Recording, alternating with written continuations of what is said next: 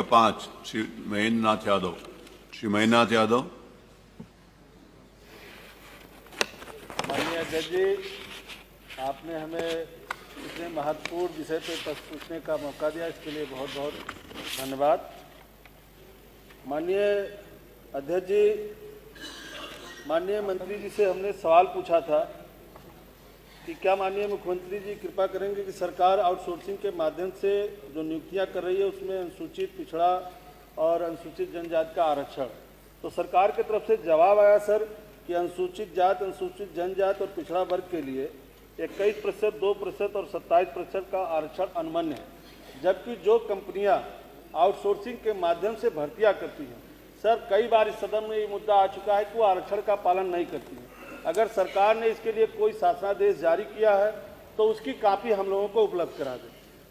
दूसरा सर, आपके माध्यम से हमारा एक क्वेश्चन है कि आउटसोर्सिंग के माध्यम से जो कार्यालय में आउटसोर्सिंग कर्मचारियों की नियुक्ति होती है तो क्या उनसे लिपिकीय कार्य लिया जा सकता है? यदि नहीं तो क्यों? दूसरा सर, हमारा आपके माध्यम से एक क्वेश्चन है कि ये जो कंपनियां, इनका 1 साल का 11 महीने का ठेका होता है और 11 महीने बाद ये मनमाने ढंग से जो नई कंपनियां आती हैं, इसके पहले एक बार सदन में क्वेश्चन आया था तो जवाब आया था कि कंपनियों को जो छटनी करने का या जो किन्हीं कारण से हटाने का जो है 10% से ज़्यादा वो नहीं हटा सकते, जबकि बड़े पैमाने पर सर यहाँ तमाम माननीय सदस्य हैं, इनके क्षेत्र में जो आउटसोर्सिंग कंपनियाँ भर्ती कर रही हैं, नई कंपनी पाती है तो मनमाने ढंग से वो हटा देती है, 10% से ज़्यादा हटाती है। सरकार की तरफ से कोई ठोस निर्देश हो जाए कि जो भी कंपनियां नई कंपनी पाएं, आता तो है कि 10% से ज़्यादा न छटनी करें, जबकि जितने भी माननीय सदस्य सबके क्षेत्र में नगर पालिका, नगर पंचायत के क्षेत्र हैं, नगर पंचायत के क्षेत्रों में जब माननीय चेयरमैन बदल जाते हैं, दूसरे आ जाते हैं, तो कंपनियों पे दबाव बना करके बड़े पैमाने पे छटनी करा देते हैं। 11 महीने के लिए जो लोग आते हैं और 11 महीने बाद वो छट जाते हैं, तो इससे बहुत दिक्कत होती है। सरकार जो है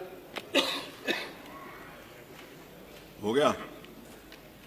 और सर, सरकार की तरफ से आया था, हमारी अपनी मांग है, पूरे प्रदेश का तो नहीं लेकिन बस्ती जनपद में जितने भी विभागों में आउटसोर्सिंग के माध्यम से भर्तियां हुई, उसकी अगर एक सूची, अगर और आरक्षण प्रणाली का पालन किया गया है तो उसकी अगर एक सूची उपलब्ध हो जाए तो बेहतर। धन्यवाद।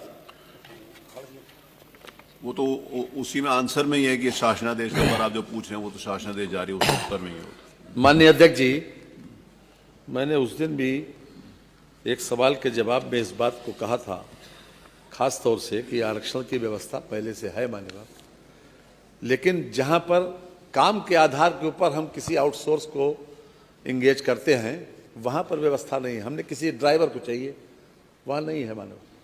हमको अगर ये चाहिए कि 100 लेबर चाहिए तो उस पर व्यवस्था है, 100 4th क्लास के काम करने वाले लोगों को चाहिए, उस पर व्यवस्था है मानो, उस पर व्यवस्था लागू भी है। जो आपने तीसरा सवाल पूछा है मान्यवर कि जो कंपनियाँ बदल जाती हैं और उसके बाद वो कंपनियाँ पुराने वाले लोगों को हटा देती हैं मान्यवर, जो शासनादेश योगी सरकार के द्वारा जारी किया गया है मान्यवर, उसमें इस बात की स्पष्ट व्यवस्था है कि वो लोग ऐसा नहीं कर सकते मान्यवर। भले ही कंपनी बदल जाए, देखिए उसमें हम आपको पास भेजे देते हैं, ये पेज नंबर 2 है, ये शासनादेश, ये दिनांक 18 दिसंबर 19 का है मान्यवर। पेज नंबर 2, ये चौथा है। जेम के माध्यम से ही आउटसोर्स कर्मी लेने की अनिवार्यता किए जाने से वर्तमान में कार्य कर रहे आउटसोर्स कर्मियों की निरंतरता भंग नहीं होनी चाहिए, अन्यथा शासकीय कार्य में अचानक बड़ी बाधा उत्पन्न होगी। स्पष्ट रूप से दिया है, अगर कंपनी बदल गई, कंपनी किसी तरीके से डिलिस्ट हो गई, तो उसको ये आने वाली कंपनी को ये अधिकार नहीं है कि वो उसको उठा के बाहर कर दे। ये सेवा जिस स्थान पर वो सेवा कर रहा है, जिस प्रतिष्ठान में वो सेवा कर रहा है, ये उसको ही अधिकार है मान्यवर कि उसके खिलाफ वो चार्जशीट करे या उसको खिलाफ निकलवाए मान्यवर। स्पष्ट रूप से वो है। अगर कहीं अगर हो तो आप ये दे दीजिएगा कि कंपनी ने अपनी मर्जी से निकाला हो, बिना विभाग की मर्जी से, तो हम उसको जरूर दिखवाएंगे मान्यवर। प्रश्न क्या